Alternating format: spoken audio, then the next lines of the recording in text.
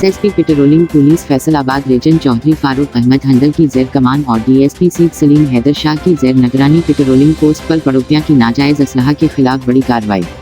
मलजमान से 2 क्लाशनकोफ और 11 मैगजीन ज़ावर 211 गोलियां बरामद। हमारे नुमाइंदा खसूसी पाकिस्तान गुलाम दस्तगीर की तफसीलात के मुताबिक पेट्रोलिंग पोस्ट पर पड़ोसियां फैसलाबाद के जफर इकबाल एएसआई ने अपनी टीम के हमरा दौरान गश्त व नाकाबंदी अरसलान इकबाल वल्द जहीर इकबाल से 1 क्लाशनकोफ 5 मैगजीन्स और 113 गोलियां, जबकि मुलजिम मोहम्मद सरफराज वल्द मोहम्मद नवाज से 1 क्लाशनकोफ 6 मैगजीन्स और 98 गोलियां बरामद कर ले। मुलजमान असलहा की बाबत किसी भी किस्म का कोई लाइसेंस और या इजाज़तनामा पेश न कर सके, जिनके खिलाफ कार्रवाई का आगाज कर दिया गया है। तर्जुमान पेट्रोलिंग पुलिस मोहम्मद रजवान भट्टी ने मीडिया को बताया कि मुलजिम अरसलान थाना साहियावाला के मकदमा नंबर 400 इंटर पर 22 का इश्तहारी दी है।